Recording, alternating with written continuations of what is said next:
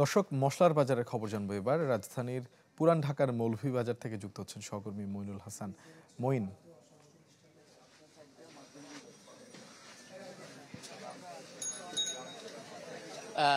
শোভন, যেমনটি আমরা দেখেছি যে গত কয়েকদিন ধরে কিন্তু বোতলজাত যে ভোজ্য তেল, সয়াবিন তেল, তার একটা সংকট চলছে বাজারগুলোতে।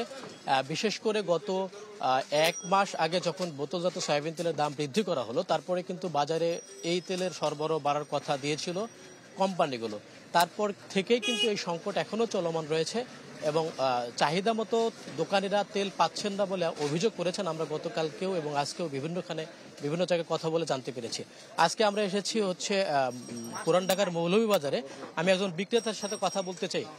আপনি কি চাহিদা মতো এখন বোতলজাত সয়াবিন তেল পাচ্ছেন কিনা? জি না। মানে কেন এই সংকট কেন তৈরি হচ্ছে?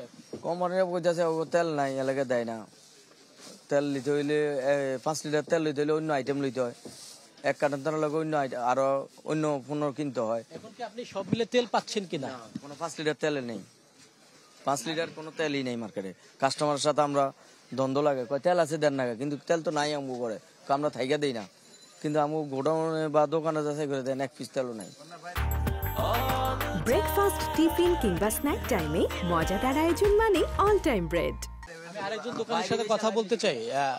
আপনার কাছেও দেখলাম তেল নাই, আসলে সংকট কেন?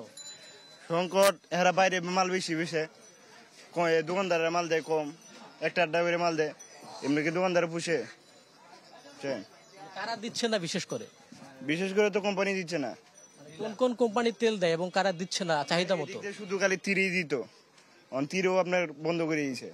এদিক দিয়ে রূপচাঁদা দেয়, রূপচাঁদাও আপনার কম করে দিয়েছে। এখন রূপচাঁদা তো দেয়ই না। এখন যেমনটি বলছিলেন এখানকার দোকানিরা যে তাদের যে চাহিদা বোতলজাত সয়াবিন তেলের, তারা কিন্তু সেই চাহিদা মতো তেল পাচ্ছে না। এবং একই সাথে বিশেষ করে যে 5 লিটার সয়াবিন তেল, তার কিন্তু বাড়তি চাহিদা থাকে। সেই তেলটা না থাকার কারণে কিন্তু তাদের যে বেচা বিক্রি, সেক্ষেত্রে তাদের একটা প্রভাব পড়ে।